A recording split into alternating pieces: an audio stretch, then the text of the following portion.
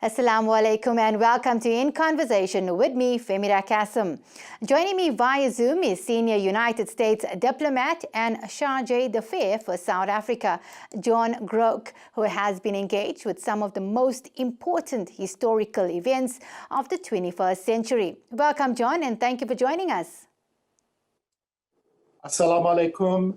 It is my pleasure to be here. Thank you so much. Wa alaikum salam, John. I went through your phenomenal bio and noticed that you've been involved in leadership positions in conflict environments in Afghanistan and Iraq, as well as led programs in 6 countries. What eventually led you to South Africa?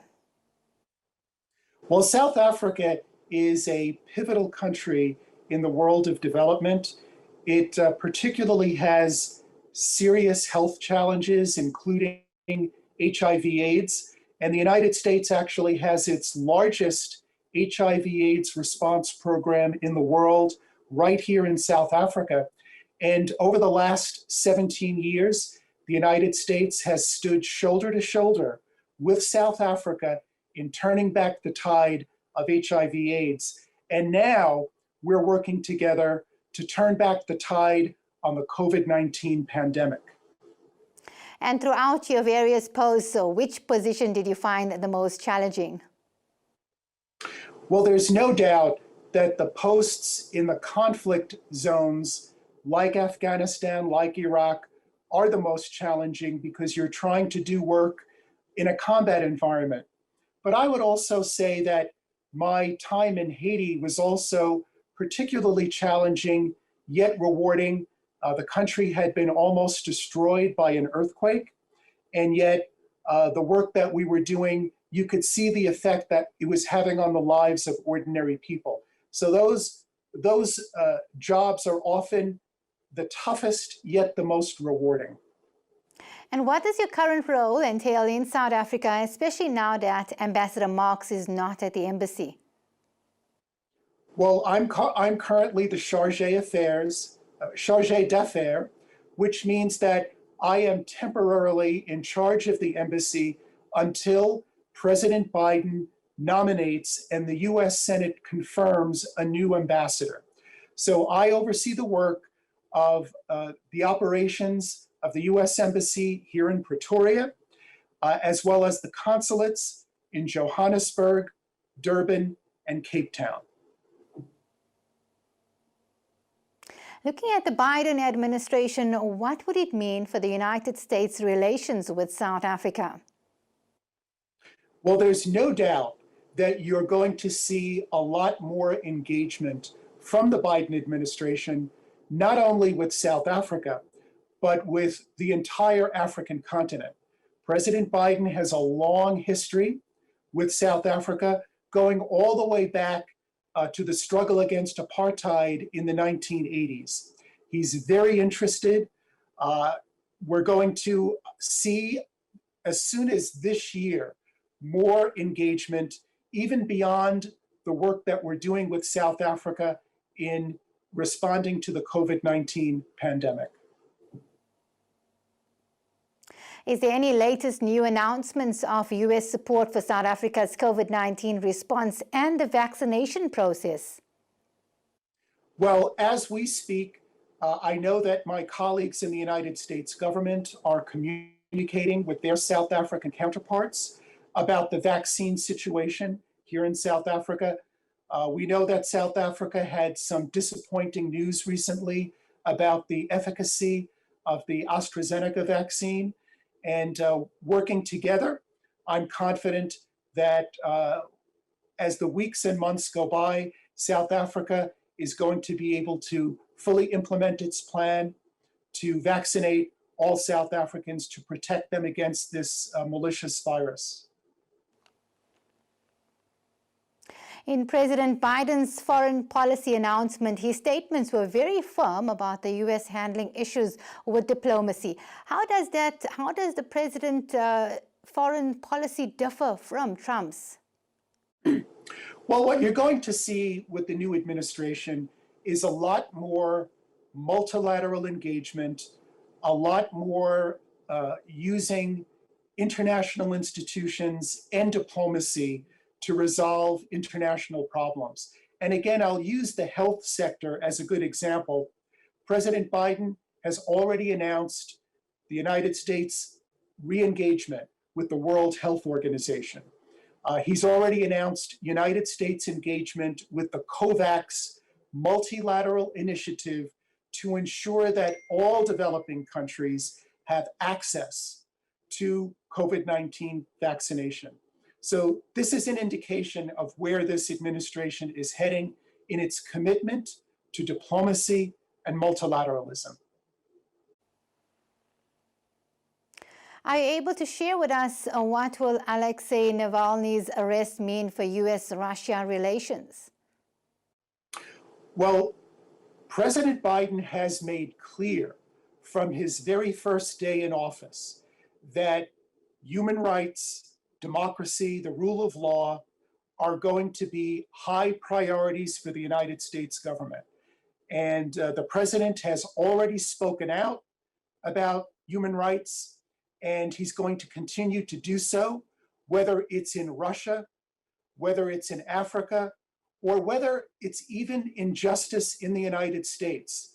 He's committed to human rights, and you're going to see more of this coming from the Biden White House. When do you expect all of this to transpire? We're seeing the new administration's emphasis on diplomacy, human rights, and the rule of law manifest itself right now. As you know, when the president came into office on January 20th, he signed a series of executive orders reflecting the priorities that we're talking about right now, putting diplomacy and human rights, racial justice to the very top of his administration's agenda. And you're going to continue to see that as the weeks and months pass by. John, will the United States be rejoining the Paris Agreement? The United States, I'm happy to say, has already rejoined the Paris Agreement. President Biden is totally committed to reducing the damage to the climate, including through greenhouse gas emissions. That priority has been reflected in the immediate decision of the Biden administration to rejoin the Paris Agreement. That, again, is another example of a commitment to diplomacy, to multilateralism, and to the very ethic that whether it's climate change, whether it's COVID-19, whether it's HIV/AIDS, whether it's human rights, we are all in this together, and we all must work together. And that's the direction that we've been heading in since January 20th. John, tell me, with regards to the rejoining with the WHO and joining COVAX, when do you possibly think this would transpire? Well, it has already transpired. I know that the administration, I believe it was Vice President Kamala Harris, who spoke with the Director General of the World Health Organization to inform him of the United States re-engagement. So it has already happened that the United States has re-engaged with the World Health Organization, with the COVAX Vaccine Alliance. And going forward, the United States is full in on working with those institutions to address the world's common health challenges. And please share with us, what is the U.S. President's policy for Israel and Palestine? What you're going to see is a continuing perseverance, a continuing effort to resolve the Israel-Palestine issue. And again, as we speak, the administration is forming its policy.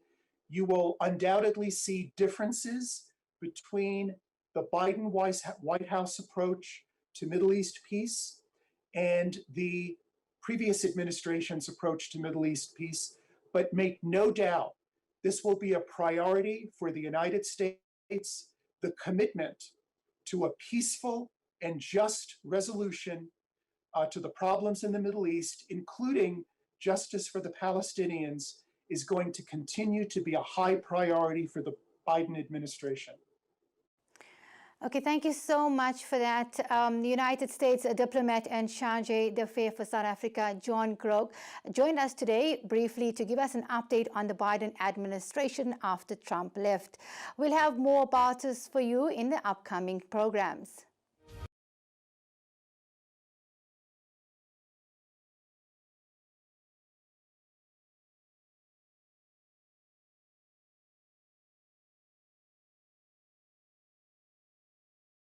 Welcome back. Joining us for our second segment from the United States of America Embassy in South Africa is Charge d'Affaires, John Groarke. Welcome back. Assalamu alaikum, and thank you for having me on your show. Wa alaikum salam, Charge. During former President Donald Trump's time in office, more than 5,000 migrant children were reportedly separated from their parents when they entered the country, and more than 1,000 parents were reportedly deported without their children. How does the Biden administration plan to resolve and reunite these families? The Biden administration is already on top of this issue. The president himself has designated U.S. government staff to locate those children that were separated from their parents at the border so that they can be reunited. And as President Biden has stated before, he is not going to continue the policy of separating migrant children from their parents. How long do you think this process will actually take? You know, it's very difficult to say because, of course, the people who are working on this have to identify the children and identify the parents and bring them back together. But I'm confident that if they work hard, if they persevere, they'll be able to do this, and this story will have a happy ending. Before that happy ending, like children could have gone through a lot of trauma or psychological concerns during that process. Will there be some sort of treatment, or is there some sort of treatment underway at the moment? Yes, that's a good question. My understanding is that there are going to be social services devoted to these children in recognition of the fact that they may have been affected in a bad way by the separation policy. And as I said before, President Biden is committed to addressing this problem and having it solved as quickly as possible. So what you're saying is there wasn't any social counseling happening previously?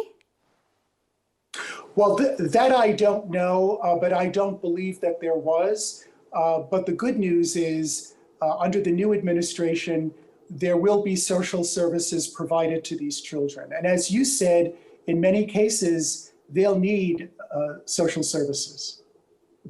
And will there be some sort of restitution envisaged, for example, citizenship or compensation, or even perhaps jobs for the adults? Well, that remains to be seen. I'm sure that those types of remedies are being discussed, and in the coming weeks and the coming months, we'll know what the new administration has planned. But let me add this. The new administration has made it clear that immigrants are welcome.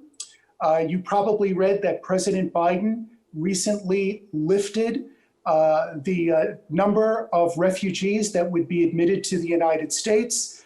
That brings us back to a time when the United States was more welcoming to refugees, and I think that's something that we can all be proud of. And in general, President Biden and the new administration recognizes the importance of immigration to the prosperity of the United States. I can tell you myself, I'm a first-generation American. My parents were immigrants. Both of my children are immigrants. So America is very much a country of immigrants. It's a country that traditionally has welcomed immigrants. And we're seeing now with the new administration that policy coming back.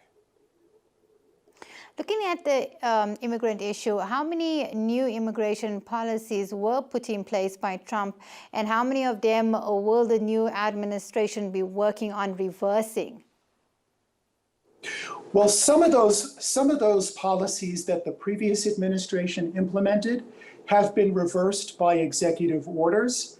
Others have not, but the president is seeking to address the immigration issue through legislation.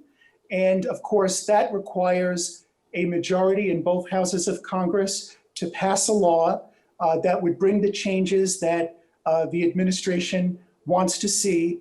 And again, what President Biden wants is not only a more open and welcoming immigration system, he wants one that's more humane. And right now, we're seeing a policy that is more humane, in particular, the way that the United States is handling those who appear on its southern border.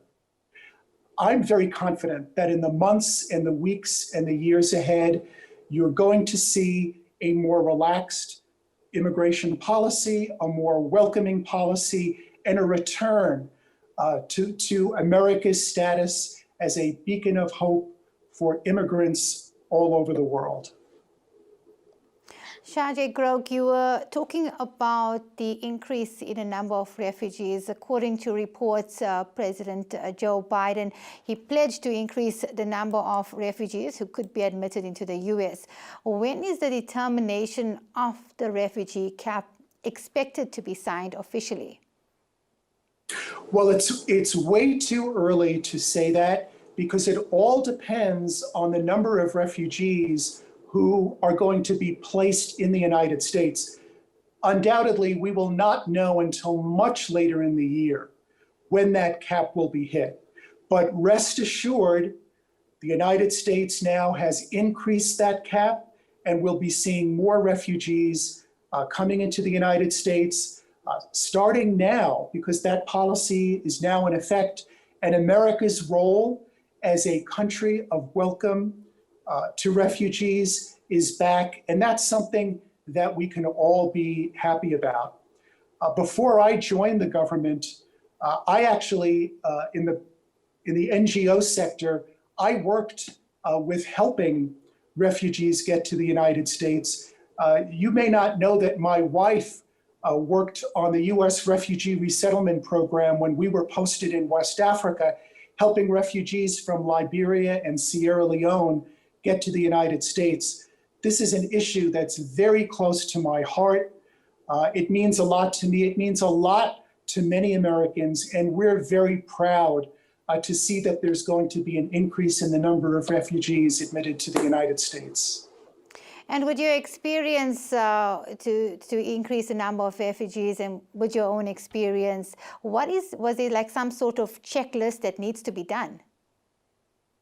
Well, those who are claiming asylum or who have refugee status need to demonstrate that they have a well-founded fear of persecution in their homeland for which their government cannot provide protection or a remedy. And there are 5 enumerated categories of persecution: race, ethnicity, religion, social status, politics, and of course, we see now throughout the world that there are millions of refugees all over the world.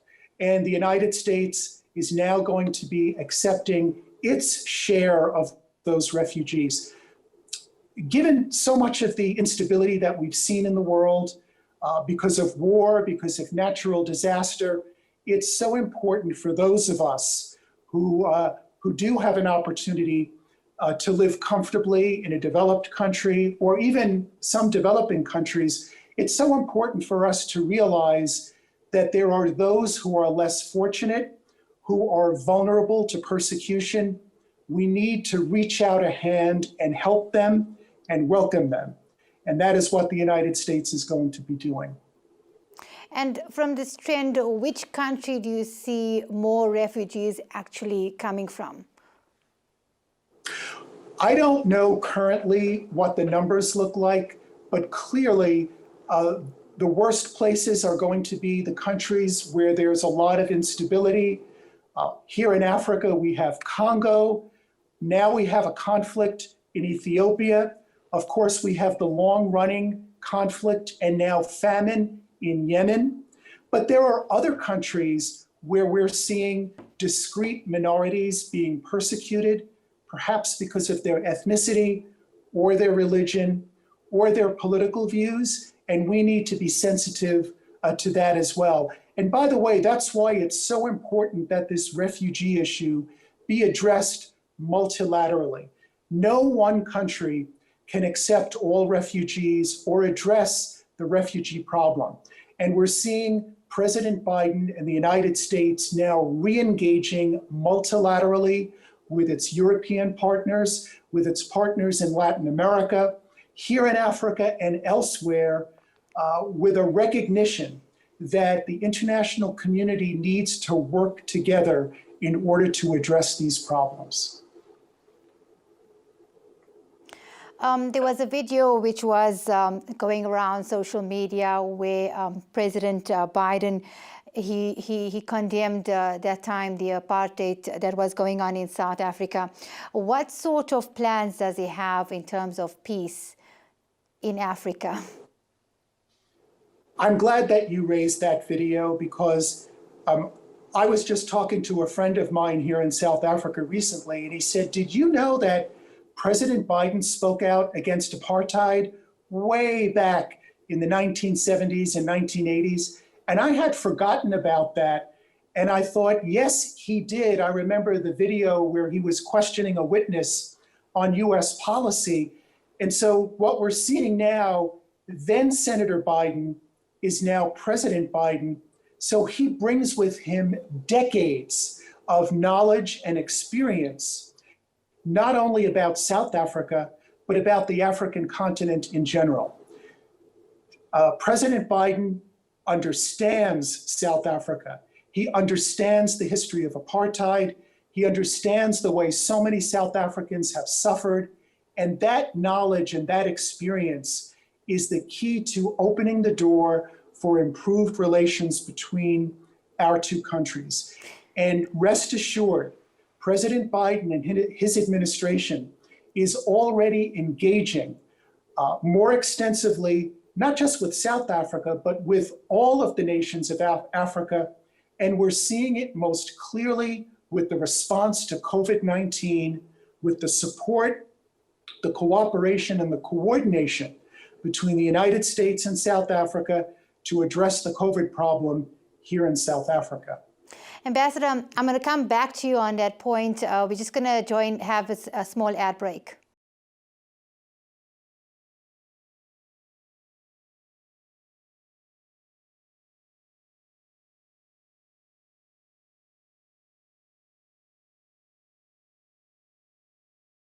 Welcome back. Joining us via Zoom is Charge d'Affaires John Groarke. Charge, we were speaking earlier on about the video of Biden. Can you tell us more about the plans that the administration will have for Africa?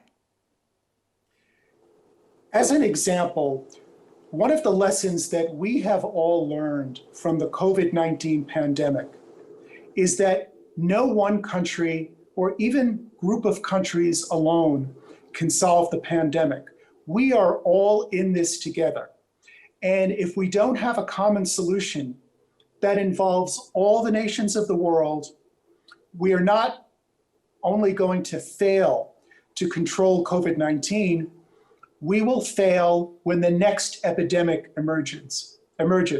So President Biden recognizes this. So global health security is now one of his most important priorities. And as part of that, he wants to engage extensively with countries throughout the world, including here in Africa, to make sure that there are common protocols, that there's financing, and a common response to the next pandemic that will emerge. And President Biden has spoken not only with his words, but he has spoken with the United States wallet. For example, Just 2 weeks ago, he announced that the United States is prepared to commit 60 billion rand to the COVAX International COVID-19 Vaccine Facility, which will ensure that COVID-19 vaccine that is produced is also distributed fairly to all countries throughout the world, including those developing countries that do not have the resources to purchase or deploy the vaccine on its own. That is a great example of a leader not only talking the talk, but putting the resources up to demonstrate a true multilateral commitment. And as I said, it doesn't end there. We've seen COVID-19 and what it can do. We've seen Ebola and what it can do. And we've seen HIV/AIDS and what it can do. And only by working together can we solve these problems. And that's what the new administration in Washington is doing. So in terms of the U.S. engagement in its efforts to assist with the vaccine globally, so they're giving the 60 billion rands, but how are they going to distribute it toward the countries, and which countries will they distribute it to? Well, these decisions are going to be made multilaterally, including by the entities that are responsible for COVAX. That's the World Health Organization and the Gavi Vaccine Alliance. They will be responsible for ensuring that vaccine is produced, that it is stored and prepared properly, and that it is deployed particularly to the 92 countries that are going to be in need of the vaccine. So what the United States has done, it has taken its $60 billion rand contribution. It's going to be in 2 tranches, and it will be put into a larger pool with other funds, including from other donors, that will contribute towards this initiative. But separately, I would like to add that to date, the United States has invested about 750 million rand just here in South Africa to combat COVID-19. This amount includes 1,000 state-of-the-art ventilators. It includes 3 state-of-the-art field hospitals in Mafeking, in the Eastern Cape, and in the Free State. It involves thousands of pieces of equipment, personal protective equipment, for example, oxygen storage tanks for those who need oxygen therapy, and most importantly, training for South African healthcare workers who need to learn how to operate this state-of-the-art technology. I'll tell you, I'm so impressed, and I've been doing this for a long time, with funding from the United States. Thousands of South African healthcare providers have been trained virtually in how to operate the state-of-the-art equipment, including the ventilators. Because, you know, one of the problems we see is sometimes people will bring in expensive and new technology, and there aren't the people who know how to operate it. Well, that didn't happen here in South Africa. South Africans stepped up, their healthcare workers stepped up, and with assistance from the United States, they can use that equipment. In my 26 years of experience in doing development work, the cooperation and coordination between the United States and South Africa in addressing COVID-19 here in South Africa is a notable success and really has many lessons for how bilaterally addressing global pandemics like COVID-19 should be done. This is an example here in South Africa of what successful bilateral cooperation in the health sector looks like. And John Groarke, are you aware of any the amount of vaccines planned for South Africa? Well, South Africa now is in the process of obtaining its own vaccine from multiple sources. I believe there's Johnson & Johnson, there's Pfizer, and it It is importing these vaccines from multiple sources. The United States is in discussions with South Africa about potentially receiving some vaccine from the United States, but right now it's premature to speculate on how much, if any, vaccine would come directly from the United States government. Please be assured that the United States government is very aware and very sensitive to the needs of South Africa, and we are here to help. We are going to continue to help. We're continuing with discussions. We're going to add to the 750 million rand, and hopefully in the coming weeks, there'll be more clarity on the vaccine issue. With regards to the field hospitals made to South Africa by the United States, could you share more details on exactly, you mentioned Mahikeng, what are the other areas where the field hospitals were donated to South Africa? It's the Eastern Cape and also the Free State. And these are provinces where, particularly during the surge, the first and second stage of the surge, there just were not enough hospital beds in the regular municipal hospitals to be able to care for patients that were sick with COVID. These field hospitals are amazing because what they're able to do is to segregate patients according to whether or not they need invasive or non-invasive treatment. Some patients need to go on ventilators or they need oxygen therapy. And some patients have COVID, some patients may only have slight symptoms of COVID. So patients have to be segregated, they have to be protected from spreading the disease or getting the disease. Healthcare workers have to be protected. And it's amazing that the way that these hospitals can be set up in the field, can treat COVID victims, and yet continue to protect all of the patients and all of the healthcare workers who are working in there. So again, hospital beds, personal protective equipment, gloves, masks, gowns, oxygen. These are all the types of equipment necessary to be able to make these field hospitals operational. Thank you so much, Shajay, for that. Thank you to the U.S. for supplying that to South Africa. Now, in terms of maintenance and management of those field hospitals, whose responsibility will this be? Ultimately, the government of South Africa will be responsible for the long-term operation and maintenance of these field hospitals because they were given to the government of South Africa as gifts. But as I mentioned earlier, oftentimes there's training that's needed to be able to ensure the durability, particularly of state-of-the-art equipment.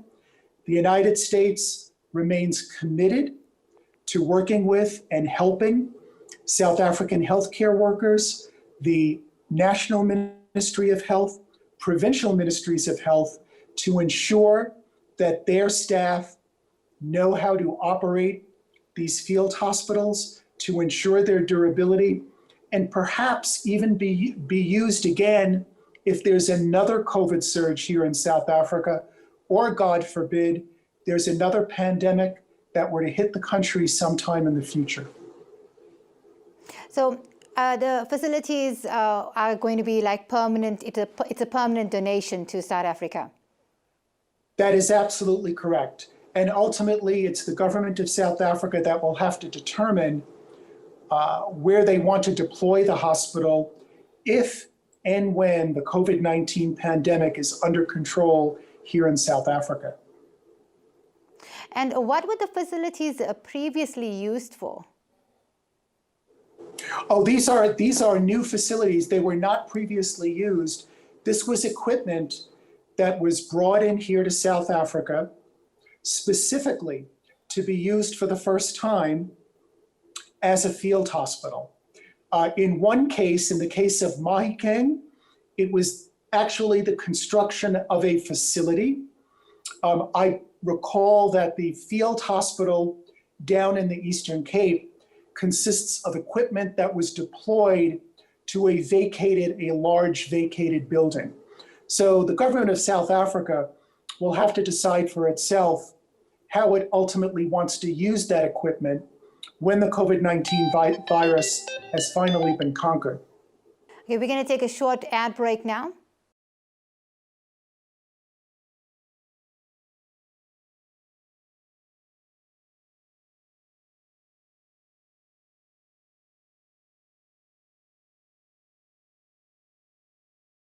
Welcome back, and joining me via Zoom is the U.S. Embassy to South Africa, Charge d'Affaires John Groarke, who's unpacking the Biden administration with us.